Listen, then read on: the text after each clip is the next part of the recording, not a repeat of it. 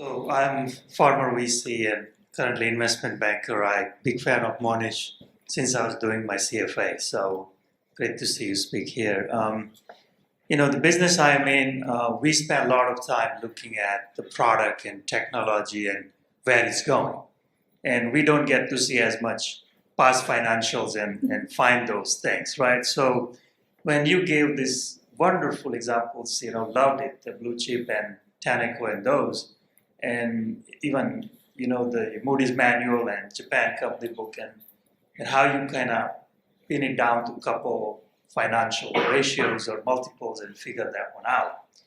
But when like Charlie figured out Taneco or they figure out Buffett and Tim blue chip, and when you do your work, how much once you find that 5-bagger or 10-bagger, how much work goes into like looking at the product or the business itself besides just the financials, right? And because you look across so many sectors, unlike me, one cannot be expert of all the sectors. Sure. Right? So what role does that play, if at all?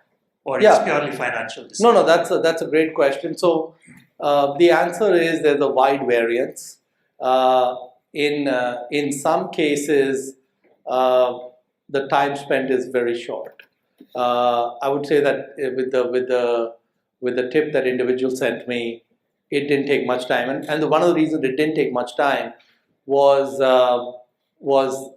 that the quality of that report was extremely high. And actually, what I discovered, because I was really blown away with the high quality of that report.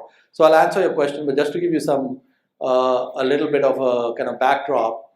So I never talked to that company or interacted with them in any way when I bought the position. Very recently, I went and I was in the same city as a company. I said, let's go meet them. Let's see what's happening, right? And so I arranged a meeting, and the CEO wasn't there, but the CFO was there. And this was after you made the investment? A couple of years after I made the investment, right? And so I go in, and we own close to 10% of the company. So we're one of the largest owners of the stock outside of the family that controls it.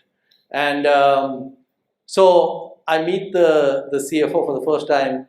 He says, Mohnish, all these years, all these people have been badgering me about why you invested in our stock. And I kept trying to explain to them, I've never interacted with this guy. Okay, I've never had any interaction, and they don't believe me. They don't believe that someone will take a 10% position in a company without ever having met them. So they think I'm kind of lying to them. But I told them there's nothing there. And I explained to him that I had received this very well-written thing. And what ended up happening is that he gave me some data that completed the picture. So there was an Italian analyst. This is a company based in Hyderabad in India. This Italian analyst, who I've also never met, visited the CFO probably, or visited the CEO and CFO in Hyderabad probably 4 times over 2 or 3 years, doing a very detailed drill down on the business. And he was really going back several years before I bought the company. And then he put together a write-up. I haven't seen that write-up till later.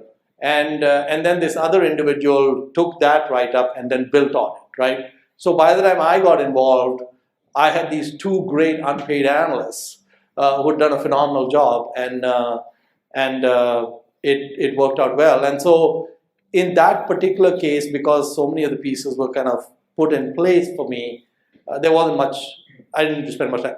Others had spent hundreds of hours on it to make it easier for me. So thank you very much. But I would say about 5 years ago, I was looking at the auto industry, which I always hated.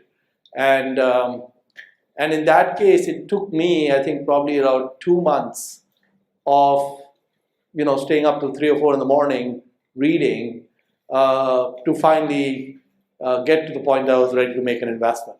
So in that case, it took a significant amount of time. Probably the most time it took hundreds of hours to get to where we need to get to. So there's a range. If you were going to build a basket of Japanese nets, that probably wouldn't take you that much time. You probably wouldn't need to spend even more than 30 minutes on a company. And also you would probably make the bet size really small. And you'd make a bet with 10, 15, or 20 companies. You'd kind of make a basket bet, and you could do that.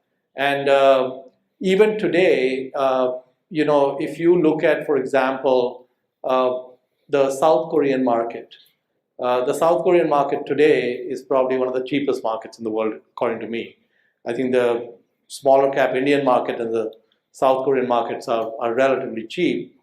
But South Korea has these preferreds, and there are lots of them. They trade at huge discounts to the common. The only difference is the voting rights, which really don't matter. So in some cases, the preferreds are trading at 1/3 of the common, when economically they're identical. And this is in 2017, when it shouldn't be happening, but it is happening, and it's happening right now. So there are, I would say that there's a range. Sometimes it takes a lot of time, sometimes it takes little time, and it's just wherever it falls, so that's perfectly fine. So.